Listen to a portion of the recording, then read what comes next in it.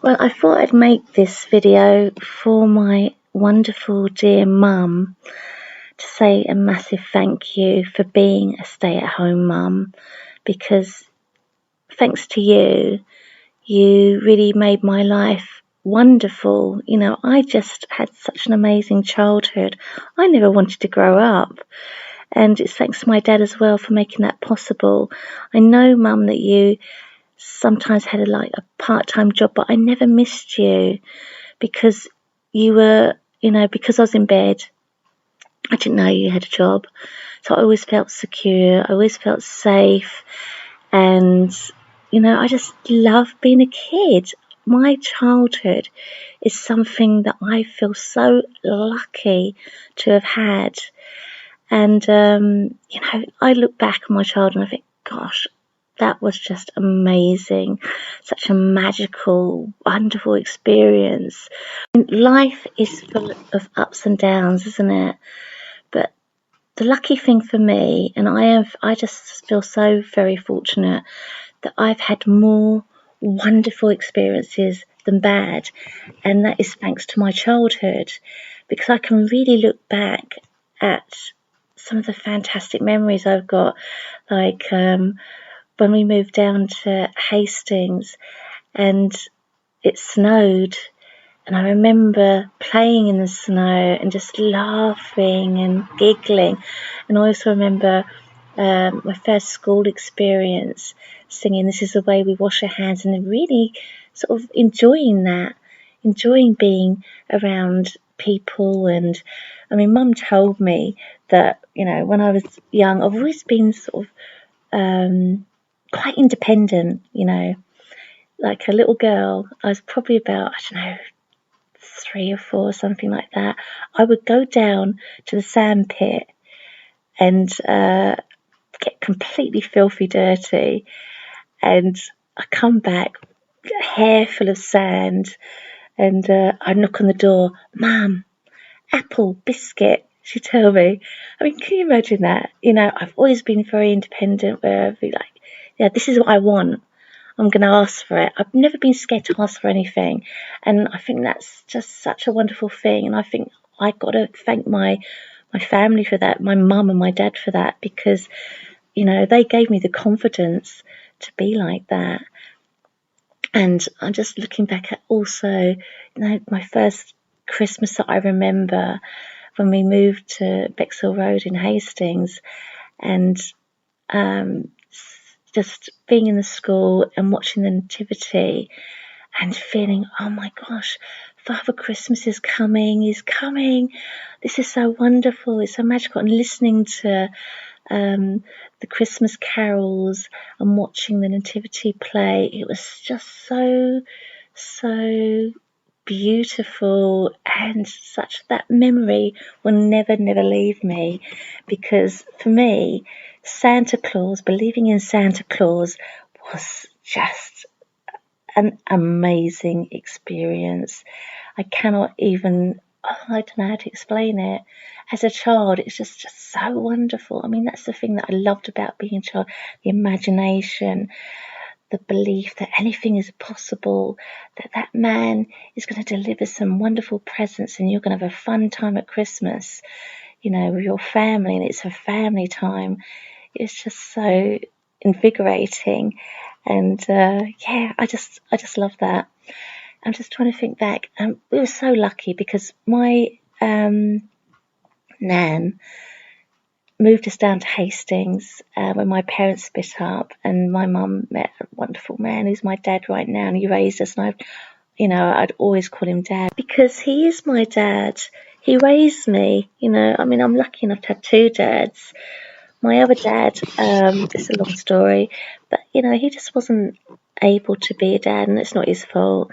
He's apologised to me, and that's good enough for me, that, he had the guts to apologise, because, some people find it very hard to apologise, and pride is quite difficult to deal with. An apology really goes a long way, it really does. So I can't thank my blood dad, my real dad, enough for saying that. But my my stepdad, I don't see him as a stepdad. I see him as my dad. You know, he's the one that raised me. He's the one that made my childhood so amazing, as well as my mum. You know, it's thanks to both my parents. I just had the most outstanding childhood. And we weren't rich. We come from a working class family, but it was just so wonderful because I used to go out and play.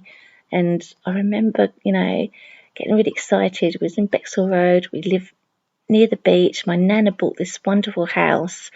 It was only about sort of, I don't know, 15 minutes, 20 minutes away from the beach, which was walking distance. And we had a massive, huge garden. And how I love that garden to play in. And, you know, I had a friend down there. I was never frightened to say hello to people and say, hi, I'm Sharon, I want to be your friend. You know, that was me. I was always sort of very sort of like positive about that sort of stuff because thanks to my family that made me so positive. And I used to make mud pies, and that was my favourite thing to do, going outside with my friend, I think it was Elaine, and she used to play making mud pies and baking them in the pretend oven behind her, I think it was her garage. And oh my gosh, that was just the most amazing experience for me ever.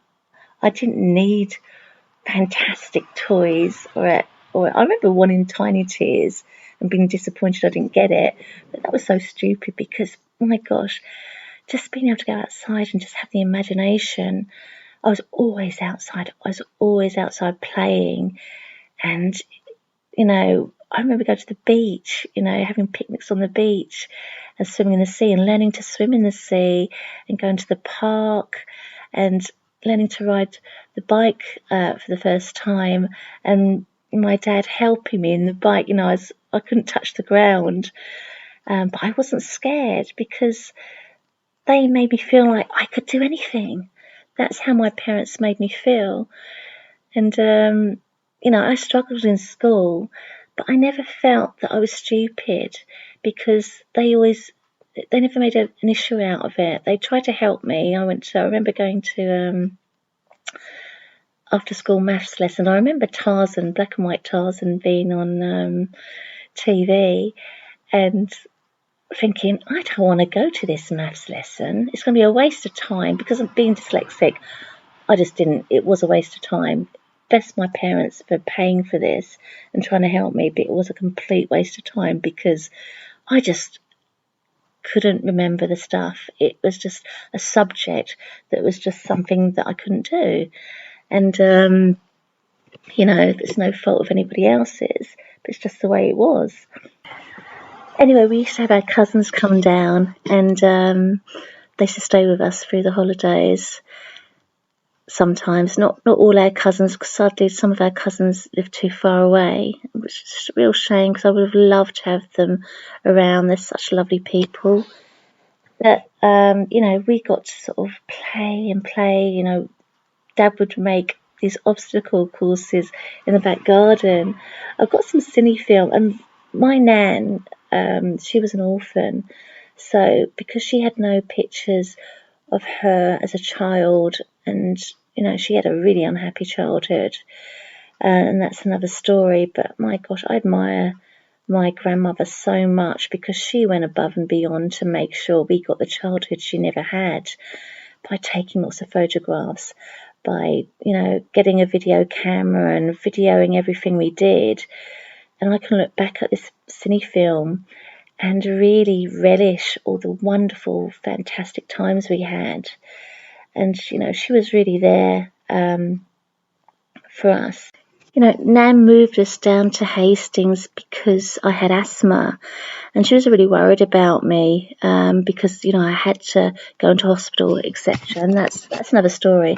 But anyway, you know, she had given us this wonderful house that we rented from her, and it was just fantastic. And then we moved to, when Nan needed the house, she sold it, and we moved to a flat. We was just outside the park.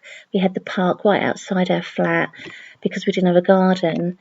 And, you know, we had some fantastic times in the park. And I met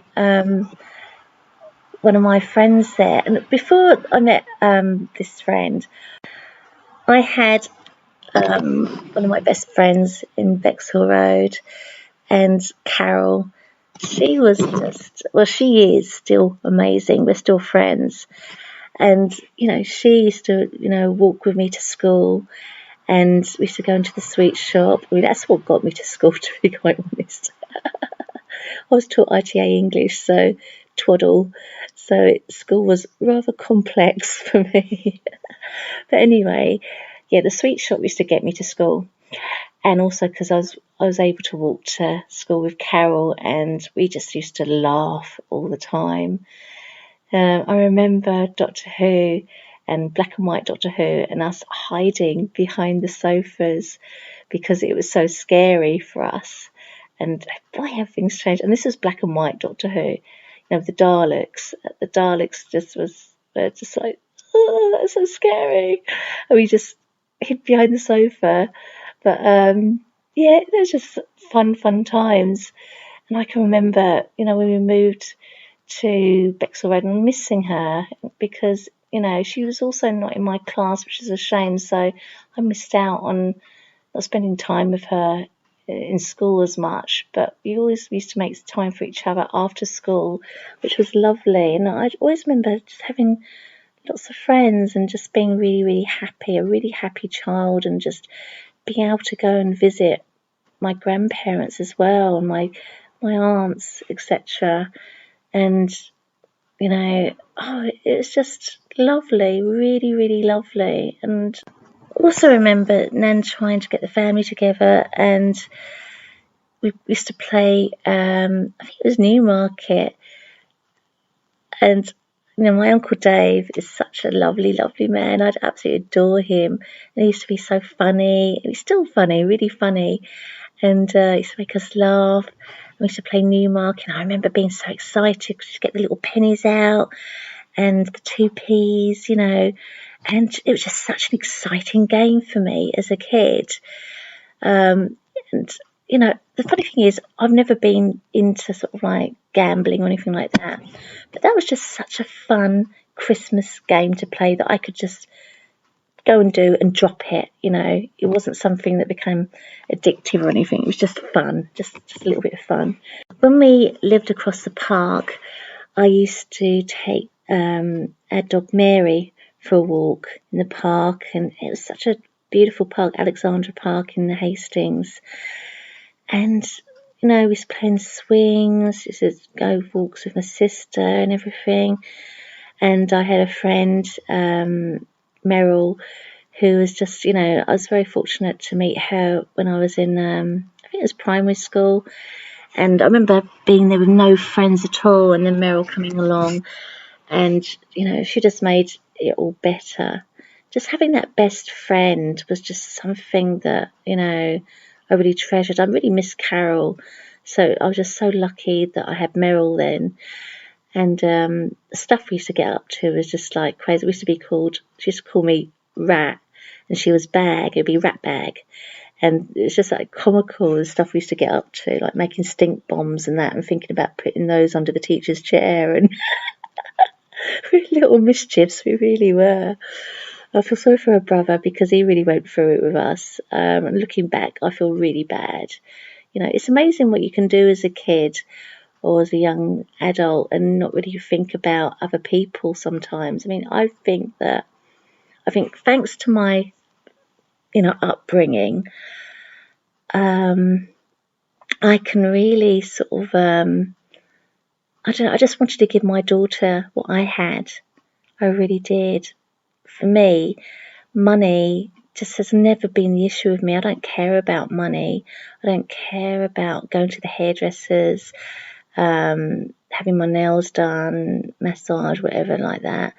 Just being around my daughter just gives me so much joy. And I love being a stay-at-home mum. I really love it because, I can be there for her, because life is full of ups and downs. And because of the ups and downs, it's just nice to be around and be able to give her, the support she needs.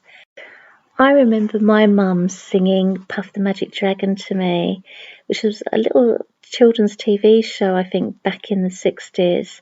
And there was a song, was it Mamas and Papas or something? And I just remember mum singing that to me, before I go to sleep. And what a lovely memory that is. And I also remember when I was sick with asthma, because I was sick a lot with asthma, I was always off school. Mum used to buy me oranges when I was sick because I just went off food completely, and I just loved those oranges. And I remember never feeling scared when I had asthma. I always knew I'd be okay, even though I was really, fighting to breathe and crying in pain because my chest hurt so much. But I knew my mum was like an angel there. Because she didn't work, it meant that I always felt safe. I always knew that I'd be okay. When it was like suffocating, having a bag put over your head and you can't breathe. Very, very scary. But because mum was there, I always knew I'd be okay. And I remember back in my day, the doctor used to come to the door and to the house, and, he'd come and see me. And when the doctor walked in the room, I think, yeah, that's it, I'm going to be okay. And I knew that anyway because my mum was always there for me, and I just love that. I can't thank her enough. Going back to Bexhill Road, I remember sitting on the swing and swinging and swinging and swinging. I think I'm probably about, I don't know, 9 years old or something like that, and just thinking to myself, I don't want to grow up. Being a child to me was something I wanted to hang on to. I didn't want to let it go. I did not want to grow up. And boy, did I hang on to it with every little being in my life. But I remember going to the other primary school when we moved and being taught sex education and thinking, what the heck is this? What's going on? I don't want to learn all this rubbish. I want to be a kid. I remember just thinking, what are they doing? There's no way I was interested in that sort of stuff. I just wanted to play. I wanted to run, play, do all the stuff that kids are meant to do. And that to me was just like, what the heck? But sadly, I remember also the kids in the school, the boys, when we went for the sex education, and how they treated us differently because of sex education. And us girls, we didn't like that. And I remember speaking to my daughter's friend, and she told us the same thing. So, when I became a mum, I was probably about 36. So, I was an older mum, but I was just right, really. They sort of pick on people for being the older mum, but I needed to be an older mum because I was just my mind was like, it just wasn't ready to be a mum in my 20s. No way. I would have been a terrible mum in my 20s. So being in my 30s, it was just right for me. But anyway, going back to this sex education and my daughter's friend telling me how, when she was in the classroom, the boys treated her differently. I think that's something really that, it's sad that we can't, in the UK, we don't seem to be able to talk about problems without getting angry or aggressive or, just, why can't we just talk about things? It's so sad because, when you look around at the world at the moment, there's a lot of problems that need solving. And I think my mum would agree with me on this. It's not the world it used to be. It's changed so much. I mean, today, we're not allowed to say mother, really, because the world's changed so much. And I find that really, really sad, like Mother Earth. And, I don't, I've fallen down the manhole near our house and fell flat on my face. I don't care if it's called manhole. I think it's ridiculous. It's really stupid. So what if it's called a manhole? It's not a woman hole, is it? It just doesn't matter. It really doesn't matter. And all this stuff is just ridiculous. So much stuff going on in the world that needs to be solved, and these silly things are just silly. And I refused to be called a chest feeder. When I was a mum. it's just so ridiculous. I'm not going to be called a chest feeder, you know. I'm a mum, and I'm proud of being a mum, and nothing can take that away from me or from others, as far as I'm concerned. And you know, each to their own, you know. And I don't hate anybody, whatever. But I just think that, you know, we've got a right to be called mum. Mothers are important. I am just so glad that I was so lucky that I experienced having a mother and father. To me, that was everything, especially when my parents split up. And I remember feeling absolutely heartbroken when my mum and dad split up when I was about 4 years old. And I remember my mum being so unselfish. She's such an unselfish person that she's willing to sort of like let me go if she felt that I'd be happier with my dad's family, because my nan wanted to adopt me.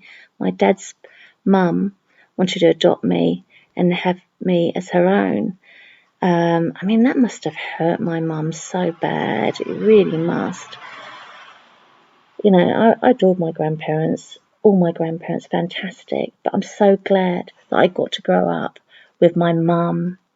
And, you know, my other dad, the dad that raised me, because my other dad just, you know, he's lovely and everything, but he's just not, and he knows that, you know, he's not dad material. And some people aren't. Some people are just not parent material, and that's just, you know, the way life is. But he's apologised to me, and that's good enough for me. It's not his fault, you know. That's just the way he is. And I've just been very, very lucky that I've still been able, you know, because of my stepdad, who I see as my dad, I was still able to see my real dad through my childhood. I never missed out on that. I was very, very fortunate to have that. And for him to, you know, even though we're a working class family, we didn't have much money, he would drive up to Farningham and Kent so that I could spend time with, you know, my grandparents and my dad, etc. So I never felt like, you know, although I felt my heart was broken because I, you know, didn't grow up with my blood dad, but I don't feel like that now.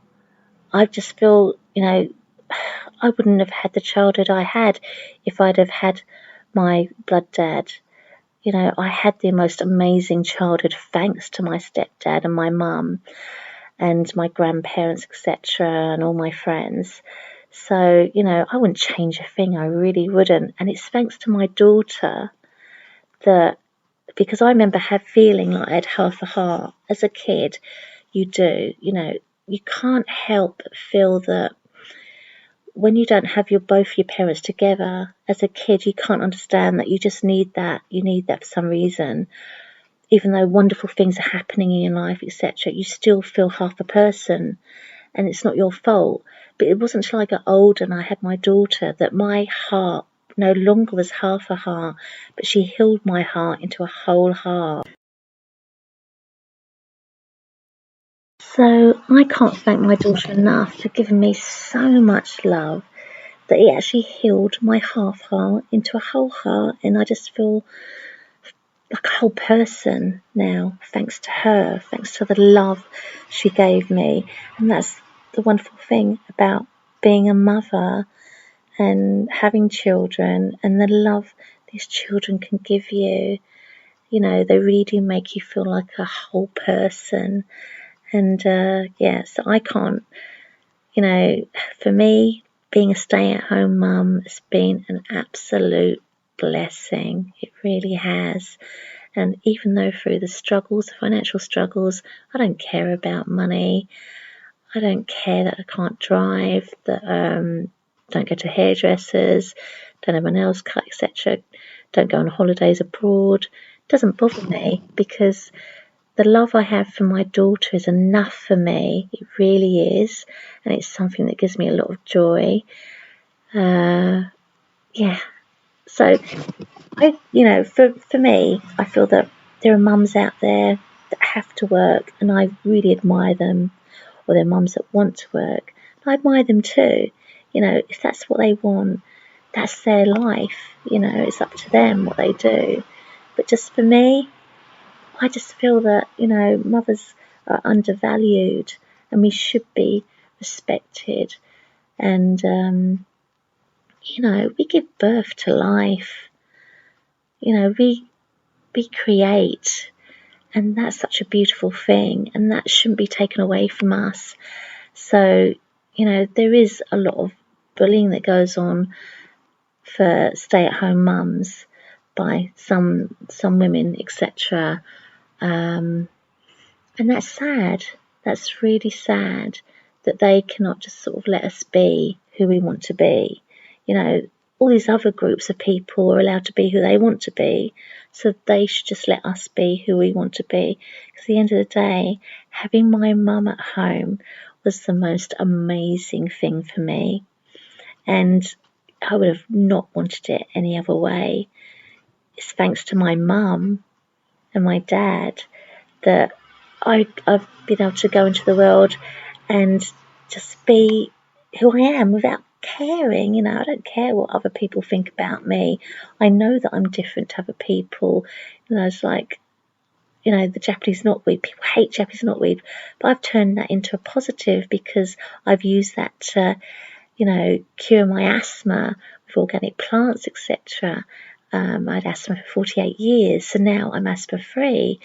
And, that's because of my parents, my mum and my dad raising me, and my grandparents, that I was able to, believe in myself and think differently. The other thing that I really love about my mum and my dad and my other grandparents is the way that I never felt stupid or worthless when I was in school with dyslexia. I was taught ITA English twaddle, and it was the worst education ever. It really was. And that's why I question things in this world, because, if somebody can teach you that twaddle, there's something not right with the academic world. It really isn't.